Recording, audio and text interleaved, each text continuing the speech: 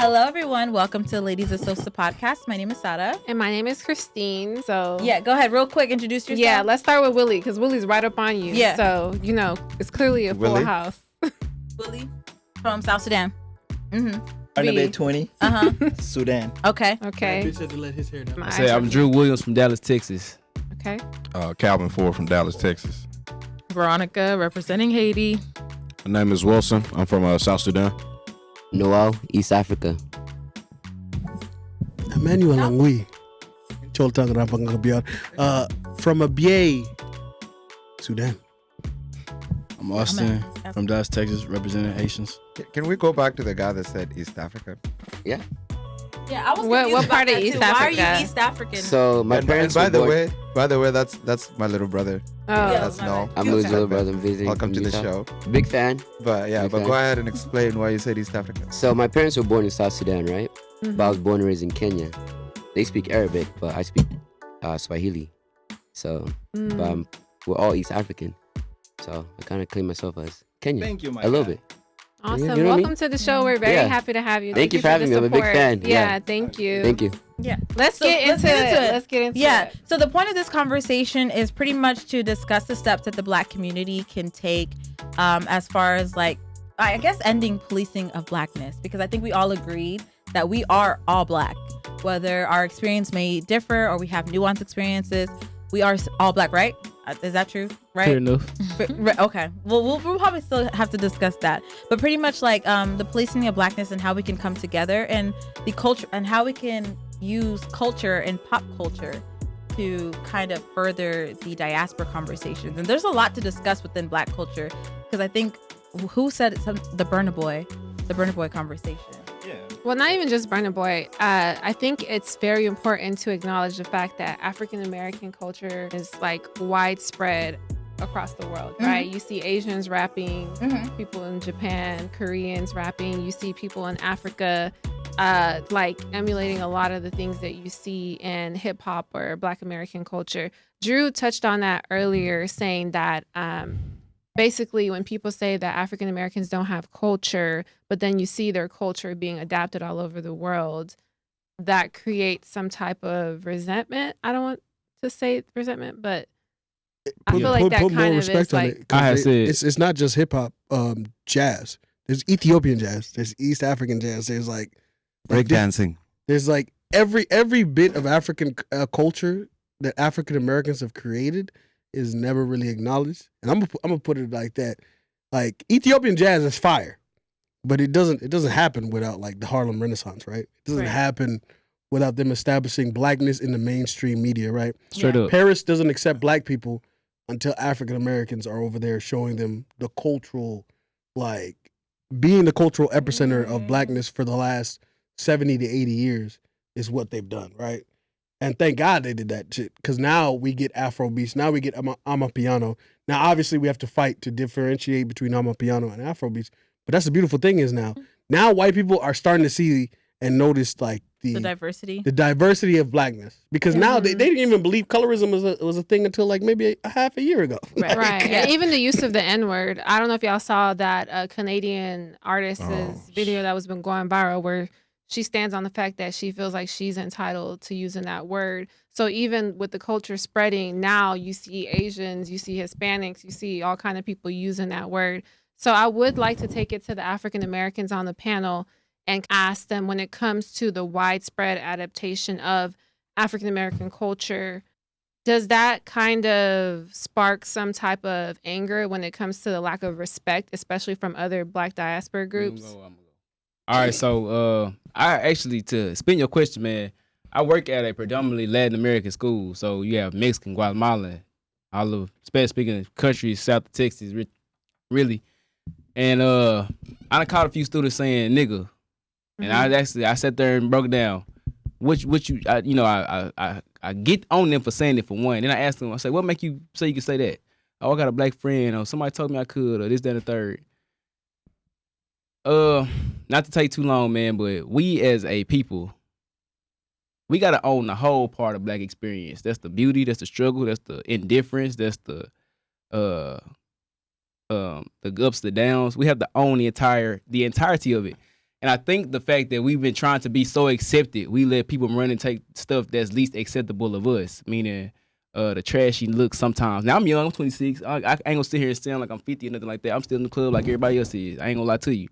But we have to own our existence, man. I think we've been so in search of being accepted. We've let people, like when you try to be a part of a friend group in high school, you let folk do things and let them slide, let them say little slick stuff to you just so you can be in the mix. I think that's what we done as a people. We just let everything go as far as, oh, he using nigga. That means he must like me. That don't mean that. We too friendly. Exactly. We've been way too friendly with our culture. And we need to gatekeep. And we have not monetized a single dime in the big scheme of things off of that. Speaking of monetization, that's a great point. Even though the culture has been adapted worldwide, I don't really see you guys profiting from it or benefiting from it. Most of the execs that own these record labels or whatever are usually white. Drew, you spoke on like the degeneracy kind of like being promoted.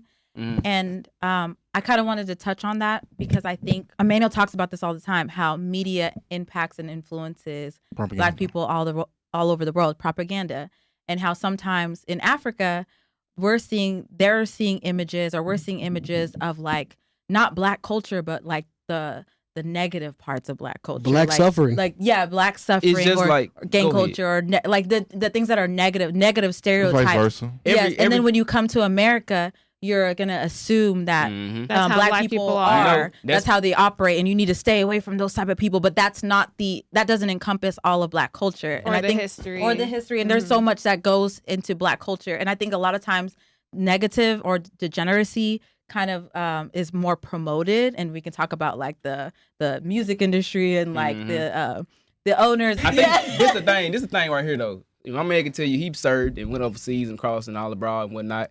The American government, part of it, when we go into another country, is to desensitize those locals into believing what they want them to believe, because America has come into many parts of the world with the helping hand, but on the backside of that hand, employed its own modes of operations on that country. And you can start it from the Spanish-American War all the way to Vietnam. Every time America go anywhere, they tell those locals what to not accept, who to not patronize, who not to service. Vietnam people didn't know the word nigga until we got over there. Germans didn't know it. I mean, French didn't know it. It's almost like we fighting two battles. We fighting the people who don't think we're American or don't think we Black enough. And I'm not talking about nobody here. I'm just saying what has been said or heard.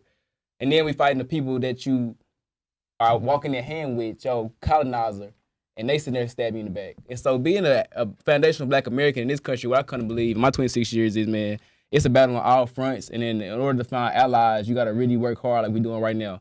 And so it's a vetting process. We can't let what has been done dictate what we can do. And so we just got to shake that old 1940 shit off, man, at some point and just come on with it. I mean, at the end of the day. When I was having a conversation with my guy over there, and he made a great point as far as starting off from the individual. That's how we can move forward instead of looking at it from a bigger picture and say, like, what can we do as a people? Start off with like, what can we do as an individual? And when you say individual, you mean like individual groups? Do you think we should get our stuff together as individual groups? As an individual person yourself. Yeah, but he can expand on that because that's what he was talking about a little bit. So for me, I feel like the way you can unify, kind of put us together is by just building on yourself first. You can't help nobody else if you don't build on yourself. That's one of the dudes that was also on here earlier was saying the same thing. You can't build nothing if you're not strong yourself. If you're already weak and torn down, there's no building anybody else up.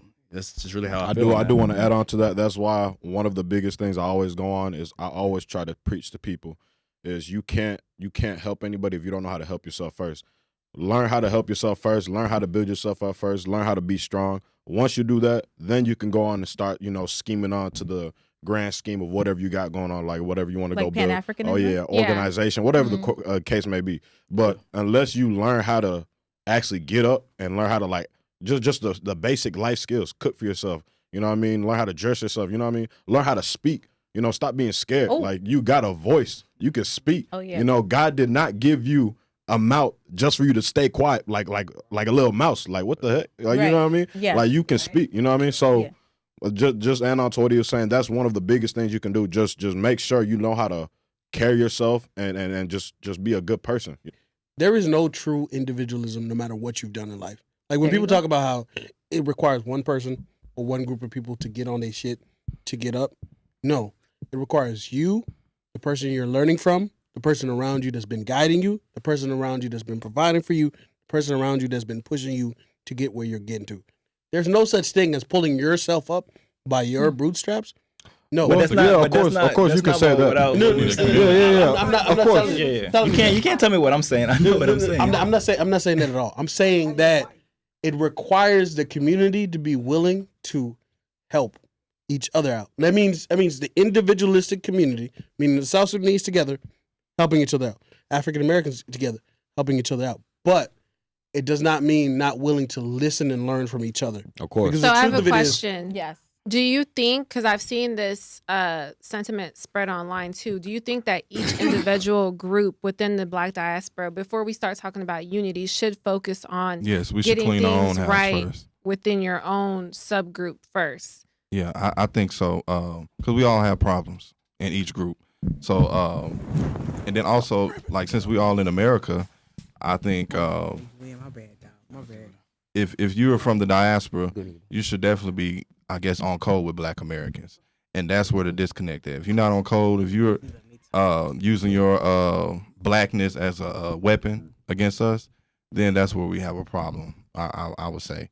That's where the term tether comes from the movie Us. If people don't know that. It's from the movie please. Okay, the term tether, please explain that, because that's very So everybody's important. seen the movie Us with Key and Peele. What was his name? Jordan Peele? Jordan Peele. So the nuances of that is the girl, she was switched at the basement pretty much. So she pretty much was a tether. So a tether is just pretty much a immigrant coon.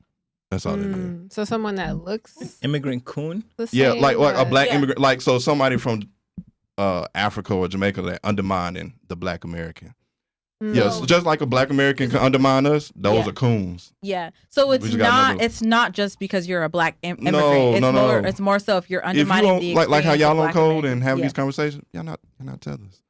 Y'all just people from the diaspora. Okay. Now it's the ones that come and undermining us and all that stuff, those are tethers. As a Black people all around the world, our struggles are pretty similar.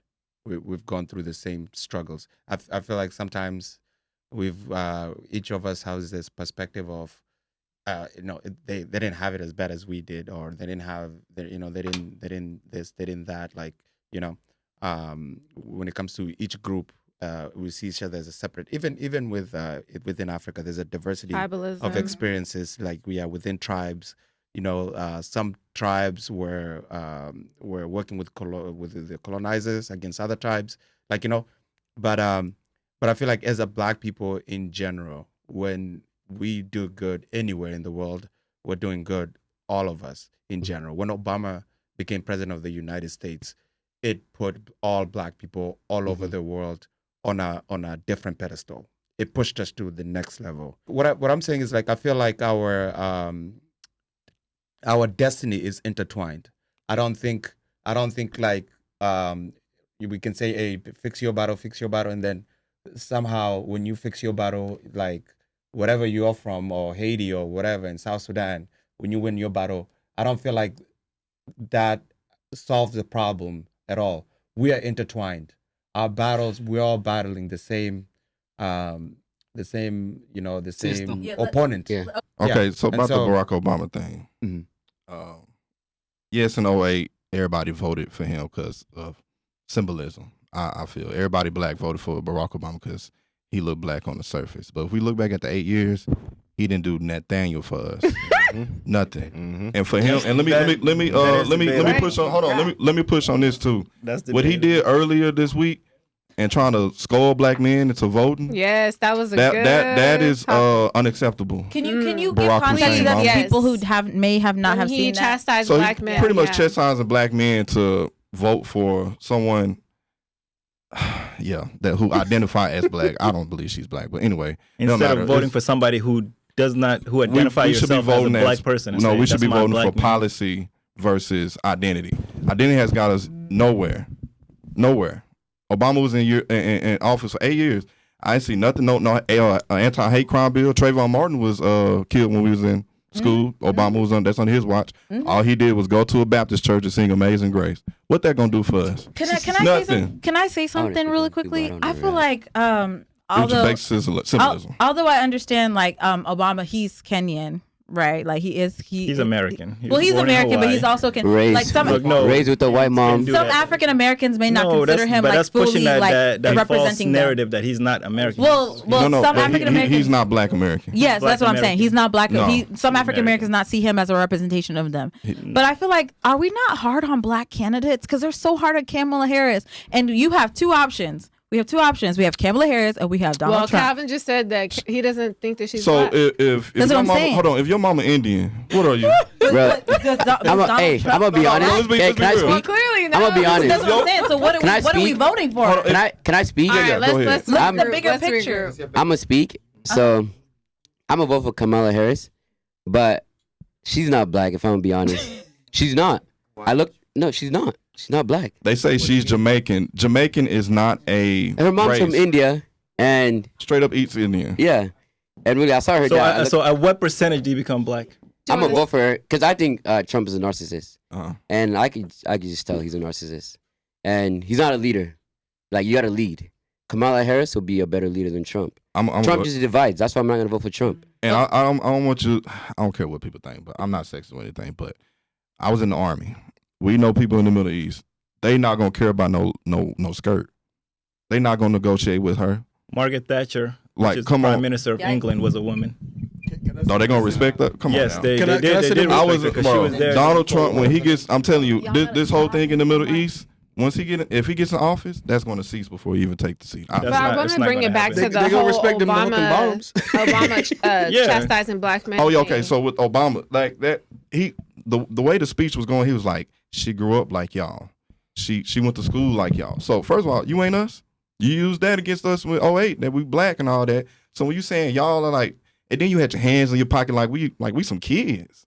Like, come on, bro. Like, yeah, we not voting for her like we did for you.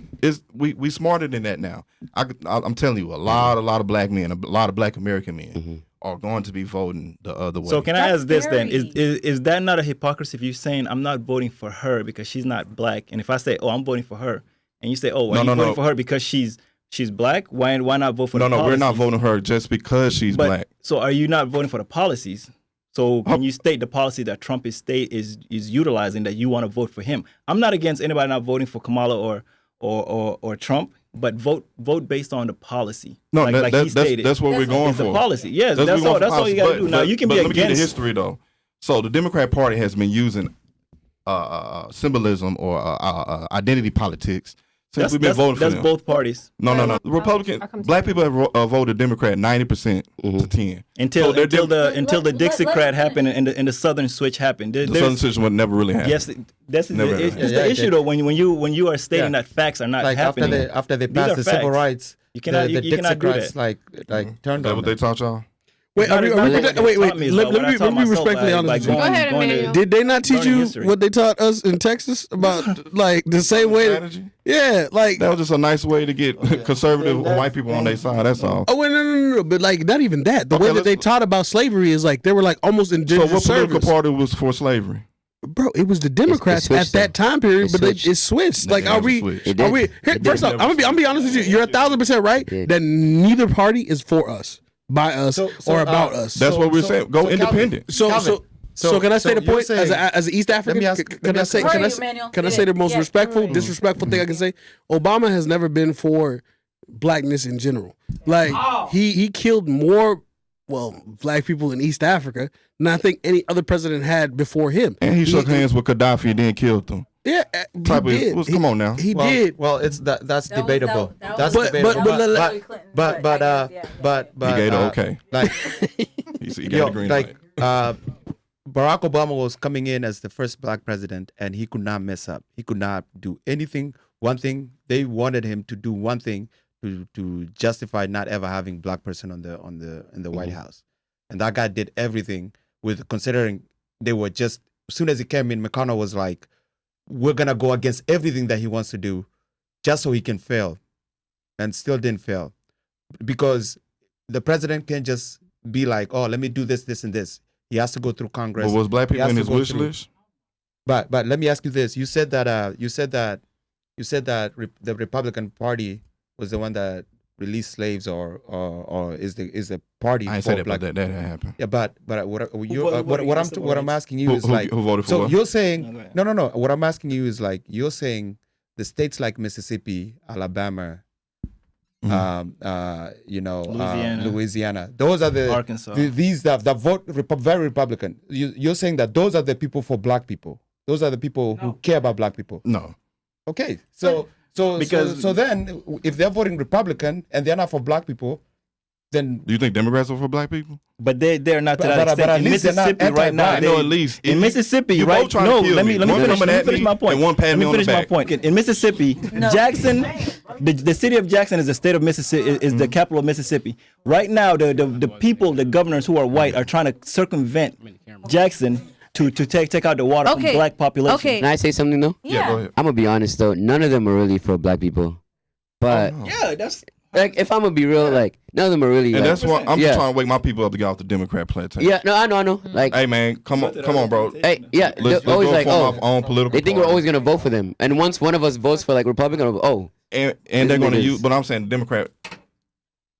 Majority black people vote Democrat, so that's why I'm on the Democrat Party. And then when you switch, they get on your ass. Oh, yeah, you know what I mean? or if you ask questions, Yeah. like, hey, why should I vote for? Oh, you vote for Trump? Well, here, To be honest, I wasn't gonna vote because like question. I wasn't gonna vote because like I didn't appreciate like both candidates. You know what I mean? Like both parties. Like I was just gonna be like, right. Can I? And you have that right. You yeah, and I have that right. And you got mad at me. No, go ahead. It's fine. No, Willy. My older brother got mad at me because I said I wasn't gonna vote. It got real fucking political real fucking quickly. As a leftist, as a nigga who don't believe in none But of no, this, but political power in America It's is important. Yeah, it is. It's important. So it's like if you have, let's just say, someone that looks like us that's undermining us. Yeah, if we vote in identity, then they in that position of power to undermine us. So now it's like, come on now, like why are you voting? Oh, well, I'm voting for her because she black or da.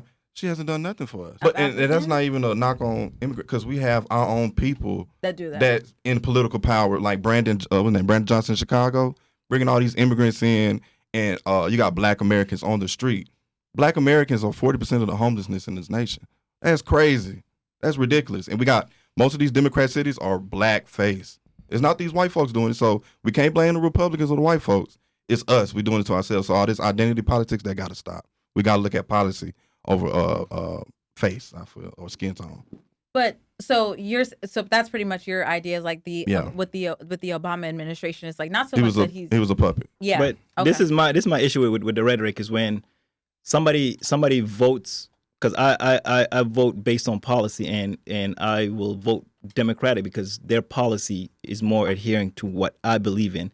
You will state that, oh, I'm trying to get you off of the Democratic plantation. Then to what? To the Republican plantation? No. What are you stating in that? What is on the other side? Is it green Okay, my acres of question pasture? is, why, if I'm going against it, why I got to automatically go to another plantation? So why I can't just get my people out in the middle of the road? a two-party system. You have to pick a No, party. it's not. It's multiple parties in the political It's not. system. Those are just the two main ones. You have the Green Party. No, it's a two-party system. It's a two-party That's system. who the majority is. Can you give me a congressperson or a senator from any other party outside of the Republican or the Bernie Democrat? Sanders is an independent.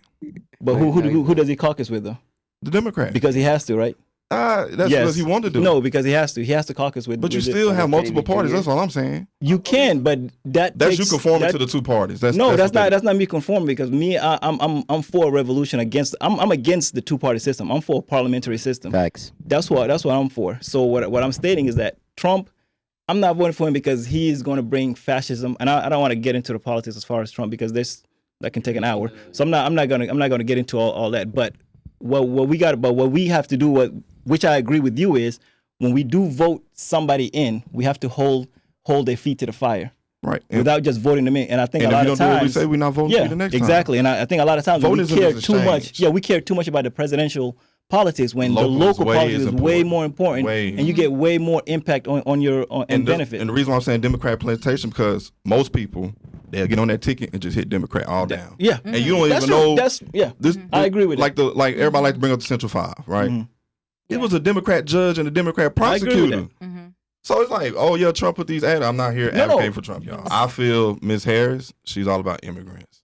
So now y'all on our side as Americans, we can push to the side together. That's how I'm looking at it. Well, I was gonna ask why we never bring up non-black immigrants into the conversation. That's a good because the conversation's always, and with recent stuff, they're killing the dogs, cats, all of that. It's always black immigrants. Oh no, not Venezuela gangs, all that. You know. But it's colored black.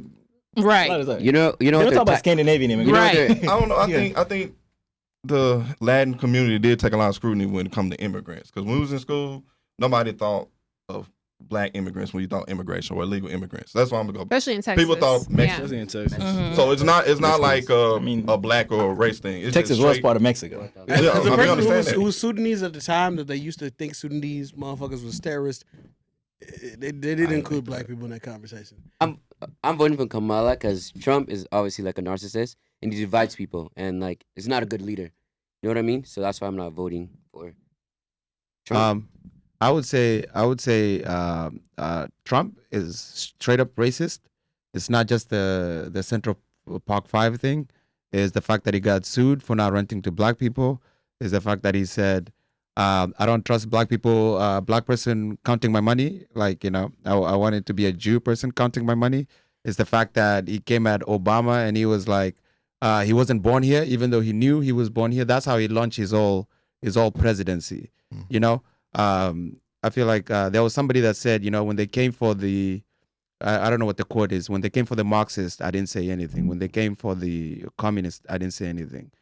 But the people that support Trump are people who do not like black people, straight up. When you picture a racist person, you picture them with a MAGA hat. So they might say they're anti-immigrant, but once the immigrants are gone, guess who's the next target? Black people. Right. The black people that are already here, the minorities are already here. They don't like the fact that this country is becoming way more diverse. And they feel like they're losing the power, and they feel like eventually the minorities are gonna do to them what they did to them. I'm either voting for myself or Donald Trump, and the reason why is this. I agree with. I think immigration and the economy is just the biggest thing for me. So, like I said earlier, if we stop immigration, that helps Black Americans. Not saying don't come over here, but we need to stop and be like, okay, let's deal with the people that's already in here, and then let's come up with a vetting process of letting people over here. To be honest with y'all, man, I think our regional elections and district elections weigh not less, but they weigh just as much as your presidential do. And your presidential is a figurehead, and we already know that. Yep. And so, at the end of the day, they all gonna have their backs that they had to wash because they ran. So for Kamala Harris is Obama, for Trump is whoever he endorsed Republican side. I just invest in my city elections a little bit harder than presidential, and I'm gonna leave it at that because it's personal. Yeah, that's true. That's respectable. So, honestly, it is personal. I'm gonna just make sure the candidates is running in my hometown of DeSoto and my district of Dallas, making sure they align with what this 26-year-old is on. Not to say that I don't have family members that's not my age. Not to say that's people that's that's not different from me. But we gotta just look at what's going on in your area code first, because Washington's a long ass way from Dallas, and it just starts from the top. So. I have a question. I have a question for. Oh, go ahead, Emmanuel. Let's be honest. Being in Dallas, what is Dallas compared to the rest of the state? Dallas is blue compared to the rest of the state. Yeah, we got all the metro. Yeah, we blue up here. Are blue. So with gerrymandering, we know what the fuck that situation is about. When you are black, vote locally. Your voice will be heard. Please, for the love of God, vote locally. And I've been learning this shit since I was younger. Yeah, simple. I say vote in general, just because of how important this election is and it's going to be. No matter if you're going to vote for Kamala or Trump, I think it's very important for yes, you should exercise all your of right us to to vote. go out and exercise our right, because a lot is hanging on the back of this election. I just don't like when people use. Race. Oh, your ancestors died. No, they didn't die. They didn't die for me to blindly vote Democrat. Yeah. No, but I do want to stand up for Kamala. They exercise my right to vote. I do want to stand up for Kamala real quick because I feel like black men are very hard on Kamala. And Calvin, you said you're voting for Trump, which is fine. You have your right to vote for. There's a two-party system. You have two people to vote for. You pick who you want to vote for. But how do you feel that a lot of people say, well, I'm not voting for Kamala because of this and that, or because she's not for black people. Mm-hmm. But there's white people voting for Trump strictly because he's white. I think there's white supremacists vote for Donald Trump, and I don't see Barack Obama scolding white men. But how do you feel that like you're voting for a side that a lot of white supremacists are voting? We're doing for? the same thing with the black community. I mean, with the Democrat Party. Both parties don't like us, y'all. Yeah, I get that, but there's white supremacists openly endorsing. I'd rather see a lion coming at me than a snake in the grass. Yeah. Can I point something that's happening? Oh, go ahead, because you gotta go. Because I know what I'm dealing with. Okay. I'm gonna be honest. Let him speak. I'm gonna be honest. I'm gonna add on to what he was saying. Y'all better have something. I'm add on to what he was saying. I don't feel like there's really a necessary to vote at all. Yeah, I'm gonna agree with what he was saying. I'm really just gonna pour into like my own local community. So it's like Dallas, you know, that's my place where I'm from, and then also just my Sunnis community. Because I know at the end of the day, like these two parties, they do not care about you. They have their own agenda plastered on the end of the wall, and you know you're not gonna see it because you're not behind the scenes. You don't get to see every little detail they do. You know, they may be talking about things that you just like it's blind to you. You know what I mean? So like to me, I agree with what he was saying. Now, like I'm still pretty young, you know what I mean? So like y'all may educate me on stuff like that, but when it comes to that in general, like I agree with what these two brothers right here are saying. I don't feel like there's really a big need to vote. And with the local election, with the local election, you can hold them more accountable. Yeah. You know, so it's more like they can't run from you. With the president, he way up there in D.C., but somebody that's local, you be like, hey man, you said you was gonna do this. Nah, we not voting for you as a block no more. Yeah. Can I actually refute that, because Florida right now is underwater, and that's my home state. FEMA is running out of money because 70 Republicans voted against funding FEMA. So this is when elections matter, because when we just say like we just want to put people in, those people are against the things that are going to help people. There's people in Florida that's about to lose their houses, lose their cars, lose everything because people in Congress are playing this game of red and white or red and blue and picking sides based off of what other people are stating instead of helping their own people. So this is the reason why I'm voting against Trump, because one of his agenda is cutting off FEMA and cutting off federal funding to many federal agencies that do help people of color, people of poor. And my whole issue is not against black, white. I'm against the rich versus the poor. That's all I care about. Where's the federal funding going now, though?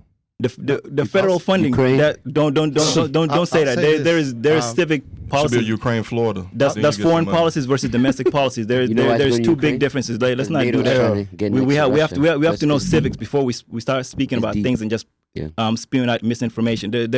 The presidents have nothing against the domestic budget. The budget for the domestic comes from Congress, who holds the purse. And those Congress people come from your local districts, where there is senators and Congress people. And those Congress people who voted against those funding, they are on that other party because they're playing all based off of that. And the people in Florida should hold their feet to the fire. But don't push against it's going to Ukraine, it's going to immigrants, because that's not the case. That's pushing misinformation. They just sent $8 billion to Ukraine. But that's domestic versus foreign. There's two different things that we have to realize. And this is what happens when people are saying, the immigrants, the Haitian immigrants are taking all the FEMA money, which is not the case, because the FEMA money is not going there. But that's the misinformation that we're talking about. So what I'm hearing is we need just a black or a black political party. Hey, just straight up. No. But like I'll say do that. But that's a parliamentary system. I'll say this. Can I say something? Yeah, go ahead, Tariq. Hey, I'll say this. Like, politics is a marathon. It's not. You're not gonna put anybody in there that's gonna make all of a sudden change things, like on one night with a stroke of pen, and then everything is good. It's small. It's a small battles that you keep having to win, and things get better, or you lose and things go backwards. Since Trump came into office, things have moved backwards for black people.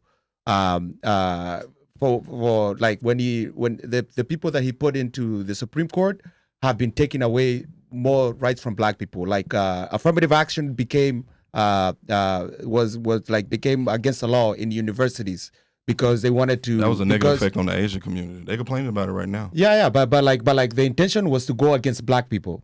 The attention for affirmative action was for black people, but then they put one key word, minority, and then that's when the floodgates opened. No. But the fact that they took it away, that was something that was for black people, and they we wouldn't first in line. All I'm saying is, you do have two options. That's all you have. You can vote third party. You're wasting your vote. Or you cannot vote. No, that's a scare tactic. Use. No. You can say that, but you don't have to vote. But guess what? How's that a waste of vote? Guess what? The KKK member, he's voting. Okay. And guess what? He's not voting Democrat. You know that. I don't know. He's not voting for Kamala. He's not voting for Kamala. He's not voting for Kamala. The guy that wants to hang you, he's not voting for Kamala. He's not. I understand where you're coming from. This is a lot more complicated than what meets the eye with this conversation, because I think where you're coming from, Calvin, is valid, and I think it's fair to highlight all of the experiences and understand why each person may be voting for who they're voting for. Mm-hmm. And not every black person is a monolith. Just because you're black doesn't mean you have to vote this way. Absolutely. And it doesn't mean that we should look at other people as an enemy for voting the way there's definitely right. That's all I'm saying, y'all. It's 100%. Like I said, I can vote. I have the freedom to vote for whoever I want to. I can write my name down. Right. Anything, but I just want my people to, I guess, smell the roses, man. Like, I do have two questions. We don't have to be. No, you good. We don't have to be dedicated to the Democrat Party. Yeah. We need to be asking, like, what can I get in return? Right. If we're not getting nothing, bump you. Right. I don't care if we have been loyal to you historically. You know what I'm saying? So that's just my whole ordeal. I'm not here advocating for Republican or Democrat. Man, let's vote for who the best candidate. Right. If this person is good on reform or criminal, and he so happen to be a Republican, I'm gonna vote for this person.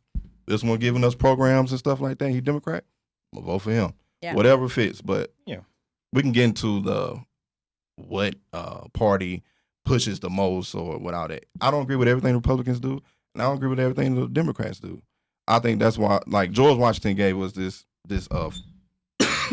foreseen farewell in his farewell tour, and not farewell tour, farewell address in 1796. He said this was gonna happen. Mm-hmm. So we just feeding into it, you know.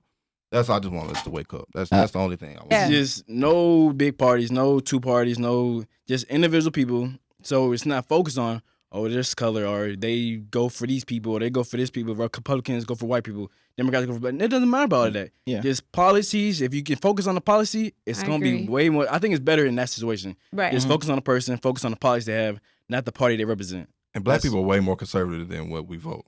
I'm just gonna put that out there. That's just how Africans are conservative. Black Americans are super conservative. We just don't vote that way. Yeah, we don't play all that stuff Barack Obama was pushing. Yeah, we were like, amongst ourselves. I do have a question from earlier. Like as the Haitians in the group, we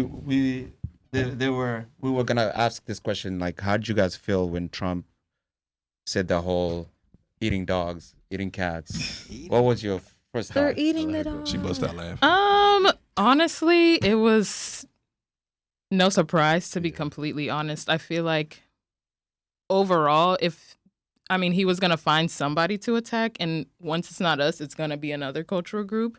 We've been, since literally 1804, we have been trying to fight this battle of trying to be accepted, trying to be established as this whole country, and just our resilience has always been seen, but unfortunately, we've suffered the repercussions of being the ones to do it. So, yeah. And in Florida, the Haitian culture is big. Yes, in I'm from Florida. I mean, growing up in Florida, the Zoes, everything is.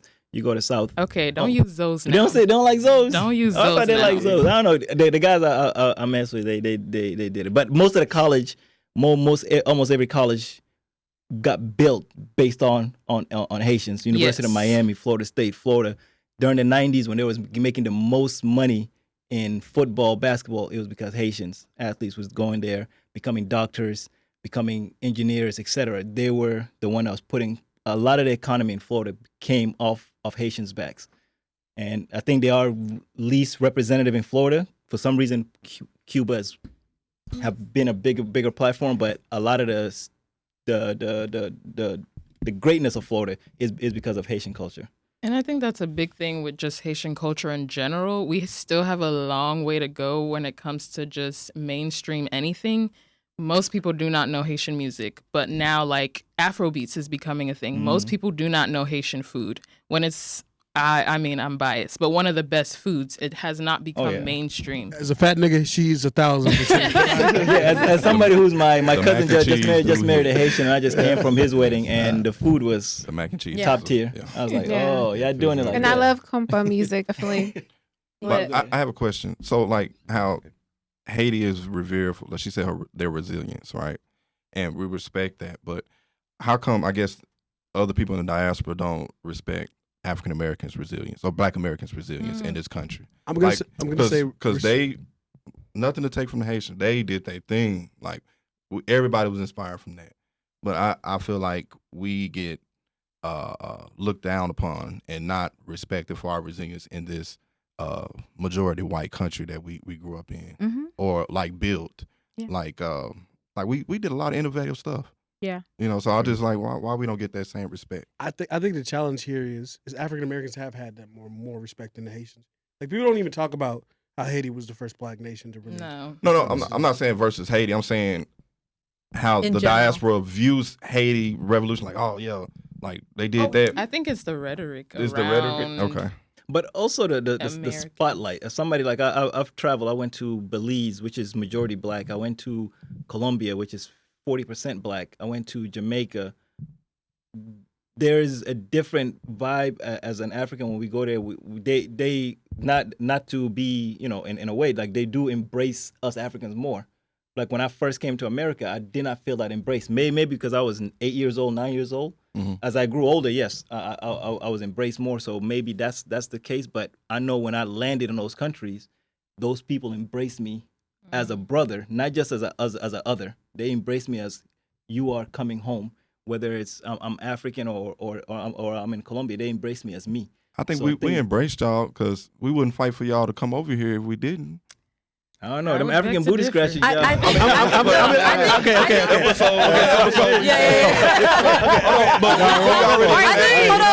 Brother, so not you specifically. Yeah. I think our experience is like based off our childhood. That's true. And a lot of times when we come here as kids, and what we remember is like the bullying, like African booty scratcher, like dark skin. Let's stop.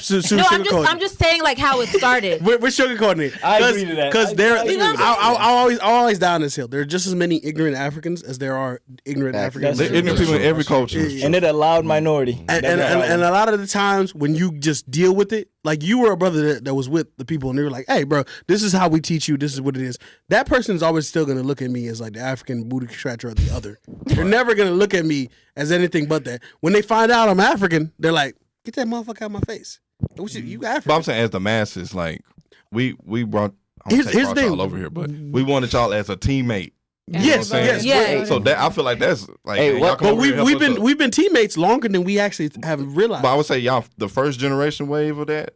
They started delineating. But his question is like, how come we view like the Haitian Revolution as like, yeah, you did it, and a lot of Black Africans don't view like African Americans as like accomplishing anything. We fought in the Civil War on both sides. I'll tell you the perspective. I don't agree with this perspective, but I'll tell you the perspective that they have.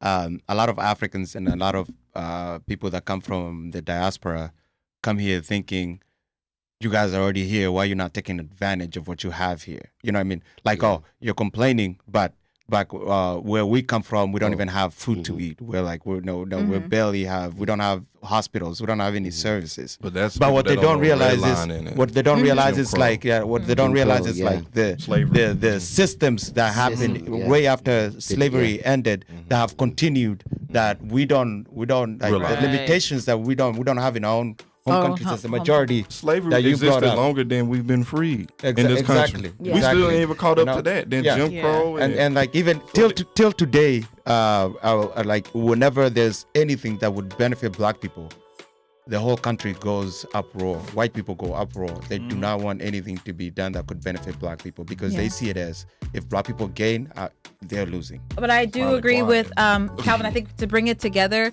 like there's no reason why we should look at those two revolutions as different, because we all kind of went through similar situations.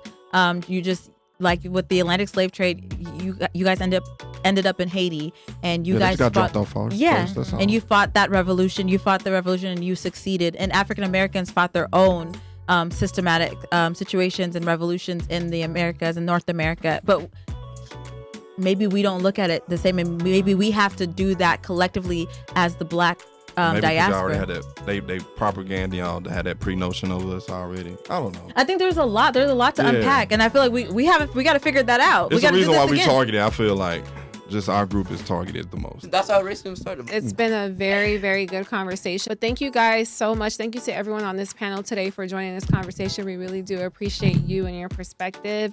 And thank you to our audience. If you have any comments or anything you want to add to the conversation, please comment below, and I'll let Sarah.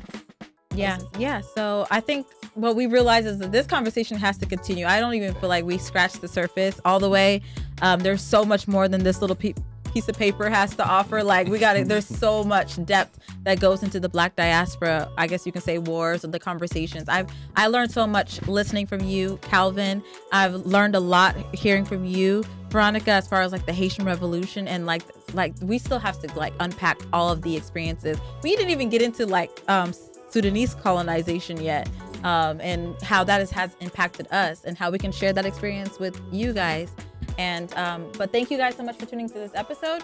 We hope to have a part 3, part 4, part 5. We can continue this conversation. This part gonna go to like 98 or 1,152. By any means necessary. We love you guys. Thank you guys. Bye. I'll be back for part 1.